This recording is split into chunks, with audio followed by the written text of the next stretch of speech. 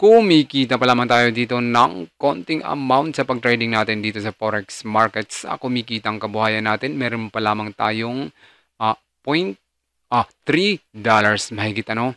At of course, expected na yan na maliit ang profit natin dahil ang binitawan lamang natin na puhunan, lot size ay 0.02 lamang ano. 2.02 na lot size at ang inumpisa nating puhunan ngayon ay $23 pa lamang ano. So yan, napakaliit lamang nito. Lakayan natin ang screen natin para mas makita nyo ang puhunan natin. Okay. So ulitan natin. Ilapit natin at dito makikita natin na meron lamang tayong $23 na puhunan. Meron lamang tayong $23 na puhunan para dito sa pag-trading natin. 23. At as of now ay meron na tayong $3 mahigit. Okay. So yan ang inuumpisa natin sa pag-trading ngayon. At balik tayo. As usual, ang inumpisa natin dito sa pag-analyze ng market ay Nike chart pa rin at ang binasihan natin dito. Ang binasihan natin dito para sa pag-entry natin sa Euro USD ay support kay level lamang dito sa H4, which is ay kung makikita nyo, mapapansin nyo, ito ang resistance, support kay level natin na binasihan natin dito sa video na ito. At nung nag-touch siya dyan, ay nagbitaw tayo ng entry, which is ay mapapansin natin dito sa portion na to ay ang entry point natin. Okay, so yan yung binasihan natin. Napakasimple lamang, support kay level lamang at nagbitaw na tayo ng entry. Yan ang matututunan mo dito sa video na to, kaya stay tuned lamang at i-share ko sa inyo ang mga simpleng tutorial na to. Ang video na to ay part 4 na po ito sa pagpadami ng account natin. Nag-umpisa tayo sa part 1, $6, part 2, $11, naging 11, and sa part 4 naman ay naging $23 na siya. Uumpisa natin sa $23 at titingnan natin kung magkano ang aabutin natin sa pag-profit dito sa pag-trading natin during US session. Kaya stay tuned lamang. At kung bago ka sa channel na ito, ay inaanyahan kitang sumali sa community of Trading Ideas PH. Mag-subscribe ka lang at i-click mo na din ang notification bell for more video updates natin sa pag-trading dito sa Forex market. Dito sa kumikitang kabuhayan natin. Okay. At kung sakali bang interesado ka sa pag-trading, meron tayong official link dyan ni OctaFX, ang broker ko. I-click mo lang yan at pag nag-deposit ka ay makakakuha ka ng 100% deposit bonus. Ibig sabihin ay madodobli po kung magkano ang dineposito mong amount. Okay, let's go na! Dalawang entry ang binitawan natin, 0.02. At ito na yung trade natin na $6. Sa ngayon ay 23 na siya, no? Unti-unti lang natin pinapadami. Sumabay tayo sa US session, which is ang galaw ni market ngayon. Ang galaw ng mga candles, ang overall trend nito Euro USD na trade natin ay nag-downtrend siya ng napakalaki. Nag-touch na siya dito sa support kay level natin. Lalagyan natin dito ng itong area na to, sa support area na to, nag-touch na siya, no? So yan lang yung binasihan natin at sumabay tayo sa galaw ni market, which is ay nag-buy tayo. Sad-sad na siya. Tingnan lang natin kasi kung hanggang saan ang igagalaw ng dollar ngayon against euro. Kung magpapampa ito ng malaki, meron na tayong $1 sa baba. Tingnan lang natin. Support lamang ang binasihan natin dito. Ano support? Sa H4 na support. Ito, kung napapansin nyo, ang linagay natin guhit na ito ay yan yung binasihan natin sa pag salang ng entry natin, which is ay sumadsad na, tumama na sa support key level ang candle na to, although nag-break na siyang bahagya pero false breakout siya at ito nag-pump na. At tinitingnan natin kung mangingibabaw ba ang dollar against euro. At naglagay tayo dito ng isang guhit, itong guhit na to which is ay target ito natin for take profit. Kung aabot ba siya dyan. Okay. H4 yang binasihan natin sa pag-analyze ng market. Tingnan lang natin. Okay, meron na tayong $3. Unti-unti lang natin pinapadami. Ang account na to maliit lamang kasi ito. Nag-umpisa tayo dito sa $6. Kung nasusundan nyo yung video natin, ang part 1, nag-umpisa tayo sa $6. Then part 2 ay naging $11 na ito. At yung part 3 ay naging $12 dahil sa part 3 ay $1 lang ang naging profit natin doon sa isang salang dahil nag-reverse na yung market doon sa part 3. Nag-reverse na yung market. Pero ito naman, titingnan natin dito kung hanggang saan ang aabutin ng market na to. Nandito na kasi siya sa resistance sa H1. Kaya bumalik na ang candlesticks pababa. Ito ang resistance sa H1 nandito sa portion na to. Kaya ngayon bumalik na siya sa baba. Pero tingnan natin. Okay. Nagkaroon na ng reversal situation sa RSI natin. Nagkaroon na siya ng reversal situation sa divergence natin. Tingnan natin. Tingnan natin kung magsasucess ba ang analysis natin dito. Kung aabot ba siya. Itong ilinagay natin ay sa H4 ito. Pero merong ilipat natin para sa H1. Tingnan natin dito sa H1. Ilipat natin itong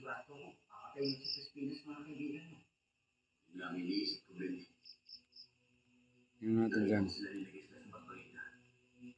Merong isang resistance dito sa portion na ito. Tingnan natin kung hanggang saan kapag ka nag-touch siya dito, umabot siya dito sa target natin. Kapag umabot siya dito sa portion natin at ni-break niya yan, ibig sabihin niya na itutuloy yan doon sa H4 resistance yung ilinagay natin kanina which is ay inilipat natin dyan. Ngayon ay kapiranggot pa lamang. Okay. Tingnan lang natin. Dalawang entry lang tayo. Dalawang entry lang which 0.02 lamang. Medyo mababa lang yung mga sinasalang natin kasi nagpapadami pa lamang tayo ng maliit na puhunan. And I am hoping na mapapaabot natin ito sa $100. Tingnan lang natin. Major currency lang ang trade natin. Para yung spread mababa lang. Para kayang-kaya lang saluhin ng maliit na puhunan natin. Kung nasusundan nyo yung trade natin, from part 1, $6. Part 2, naging 11 siya. Part 3, naging $12. And ito ngayon ang part 4 natin. Nag-umpisa tayo sa $23. Within makikita nyo dito, 23 yan. Yan ang umpisa natin. Nag-umpisa tayo dyan. Titingnan natin kung hanggang saan ang aabutin natin, kung magkano ang aabutin natin. Kasi ang overall trend nito ay napakalaking downtrend. Ayan. Tingnan natin sa day 1. Napakalaking downtrend ang nangyari dito sa day 1. Kaya big possibility nito ay isa lang itong pullback. Kaya lang, ang trade natin ito ay pullback lang. Kaya lang kung hanggang saan ang pag-pullback niya. Okay? Kaya magko-close tayo dito. Okay, lumiit na nga. Okay lang yan. Huwag tayo sa M15. Ayaw mag-break ang resistance area para tumuloy sa taas, ano. Pause muna tayo, balik tayo later para hindi ganun humaba ang video natin. Okay, so ngayon maglalagay tayo ng take profit and stop loss para maprotektahan natin tong maliit na account natin. At kung paano gawin maglagay ng take profit and stop loss, pumunta ka dito sa trade natin. Long press ka sa entry mo. Tapos click on modify. Yan, ganyan. Balik pala tayo kasi yung price pala nakalimutan ko. Punta tayo sa market. And then, ang stop loss ko ay mga dito sa portion na to. Just below dito sa dulo ng tip ng malaking candlestick na to na green. 0.5174. Balik tayo sa trade. Long press natin itong baba. 0.51. Then click on modify. At itong positive ay ito ang yan ang take profit at itong negative ay ang stop loss. Since stop loss ang ilalagay natin ay dyan tayo sa negative side. 1.0571 ba yun? Negative 0.5175. 1.05175. O yan, na-highlights na ang modify. Click natin ang modify and then click done. And then balik tayo. Meron na tayo. At parehasin natin ang stop loss natin. Balik tayo dito. 0.5175. Click modify na po natin. Dito ulit tayo. 1.0575.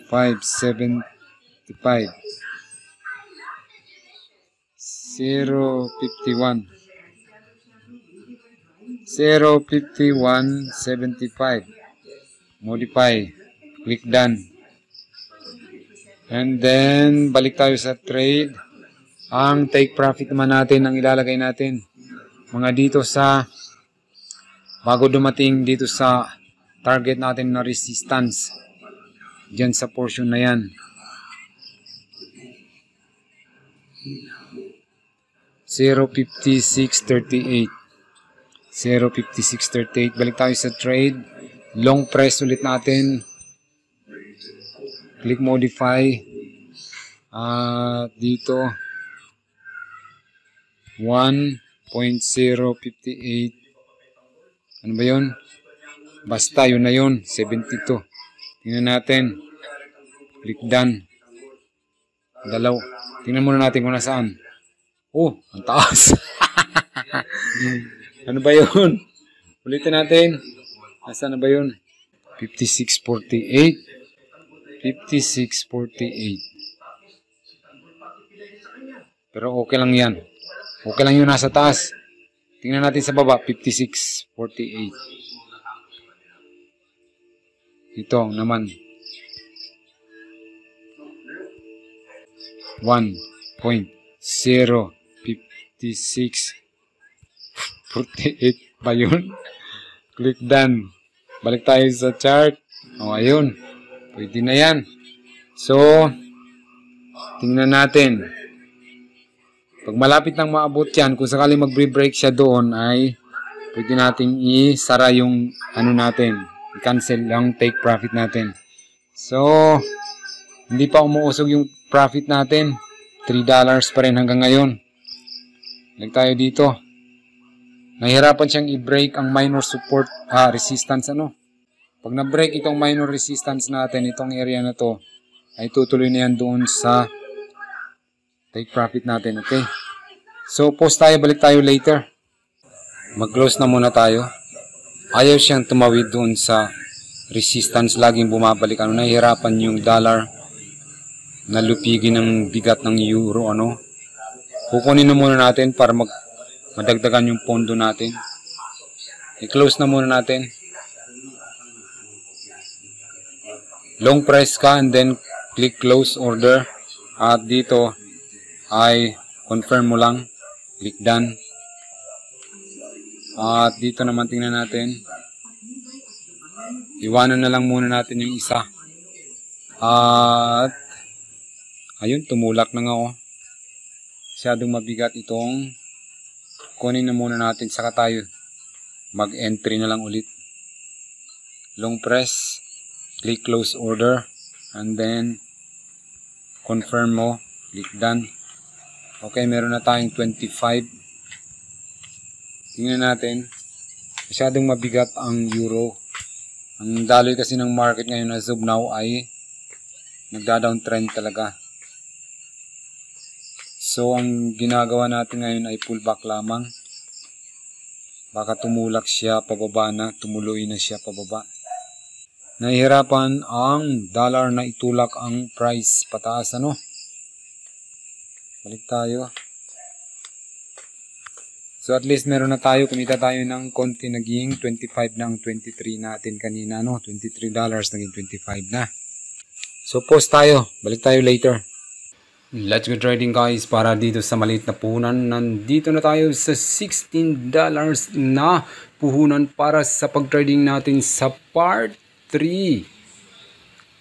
Part 4 na ito sa pagpadami ng $6 na account at nagpaprofit na tayo ng konti pa lamang. Dalawang entry ang linagay natin, isang 0.02 at isang 0.01 lamang na entry.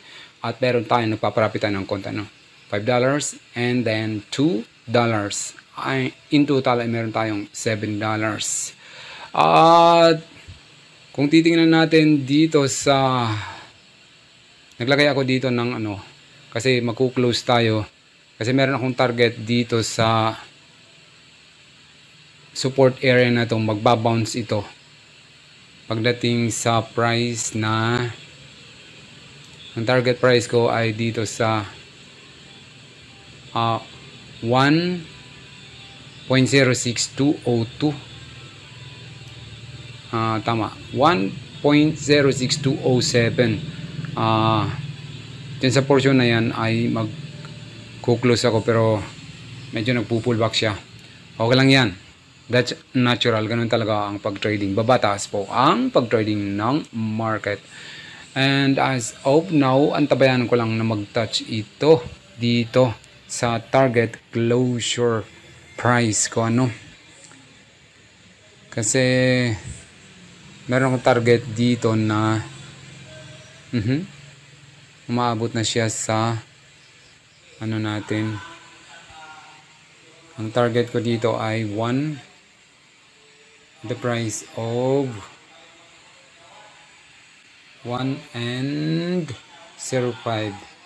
Observan ko lang kung maaabot niya ang take profit ko. Kasi dito sa M5 ay meron itong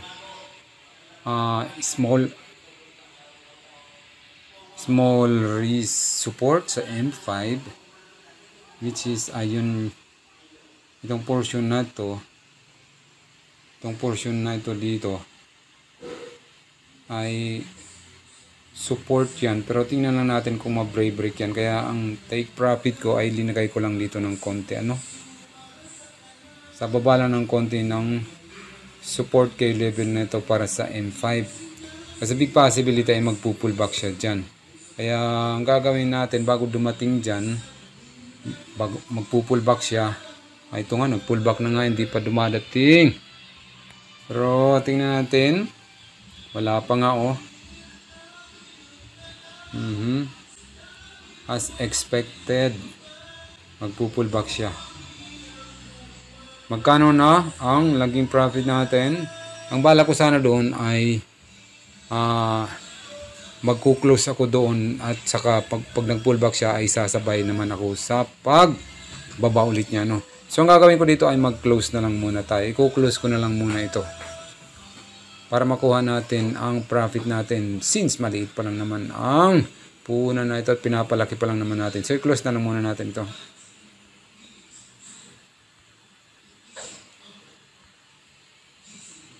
At ito rin.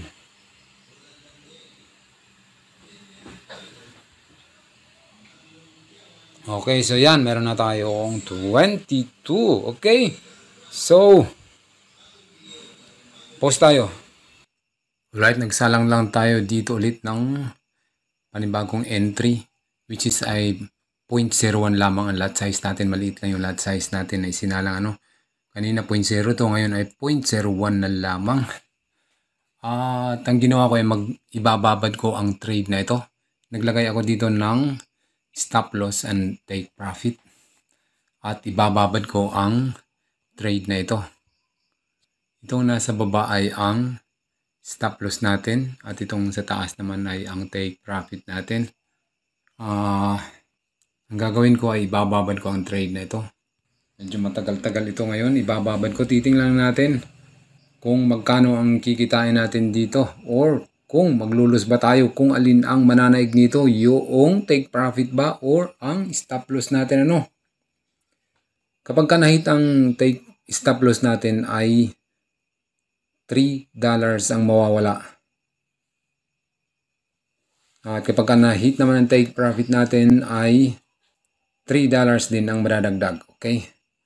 So, balik tayo bukas. Tingnan natin kung ano ang magiging resulta nito. As of now ay nagpa-profit tayo. So, balik tayo bukas.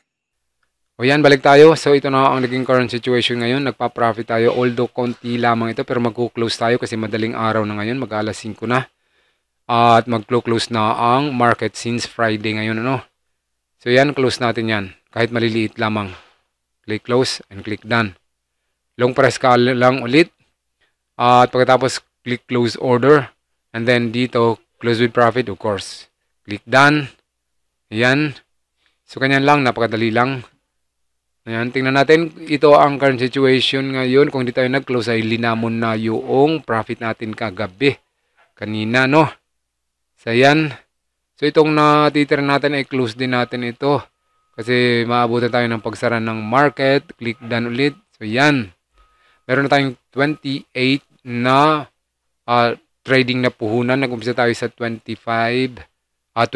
So, kumita tayo ng $5 mahigit ano. Sa pakonti-konti lang, nag-umpisa tayo dito sa $6. Okay? So, ito ang current situation ngayon ng chart. Kung hindi tayo nag-close itong napakalaking candlestick na green na ito, yan dyan tayo sumabay. Kung hindi tayo nakapag-close ay linamon na yung maliit na naging profit natin kanina. Okay? So, I hope na nakatulong po sa inyo ang video na to. At kung sakali mang useful ay pakilike po ang video na ito. At kung hindi ka na mag-subscribe ay mag-subscribe ka lang. Okay? So, hanggang dito na lang. Thank you for watching po at good luck po sa inyong lahat.